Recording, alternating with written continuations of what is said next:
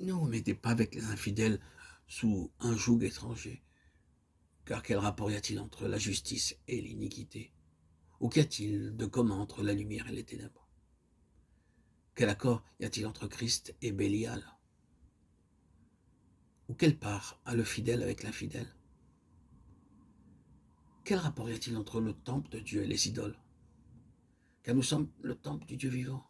Comme Dieu l'a dit, j'habiterai et je marcherai au milieu d'eux. Je serai leur Dieu et ils seront mon peuple. C'est pourquoi sortez du milieu d'eux et séparez-vous, dit le Seigneur, ne touchez pas à ce qui est impur, et je vous accueillerai. 2 Corinthiens 6, 14, 17. Nous devons vivre une vie de séparation et nous conserver purs de toute habitude, de tout parent, voisin et ami mondain. Nous sommes un peuple acquis, un peuple céleste, et non un peuple mondain. Lorsque les gens vous rendent visite, ils doivent savoir que c'est une maison de Dieu, et non une maison mondaine. Regardant autour d'eux, ils devraient recevoir cette première impression, à savoir si Dieu habite ici ou non. Malgré cela, ces hommes aussi entraînés par leur rêverie souillent pareillement leur chair, méprisent l'autorité et injurient les gloires. Ce sont des tâches dans vos agapes, faisant impudemment bonne chère, se repaissant eux-mêmes.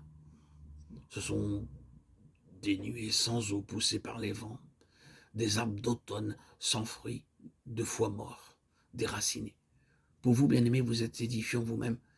Vous édifiant vous-même sur votre très sainte foi et priant par le Saint-Esprit, sauvez-en d'autres en les arrachant du feu.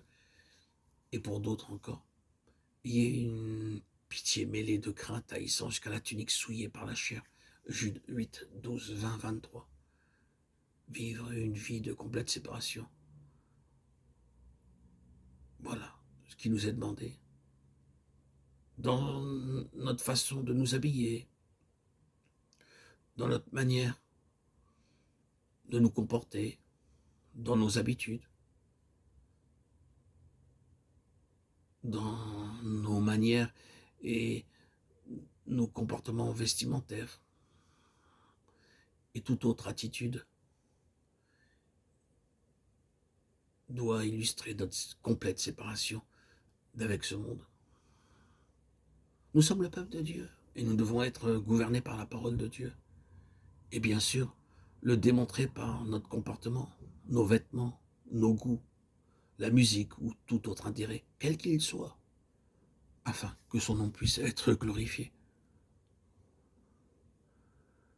Voilà l'attitude qui nous est demandée.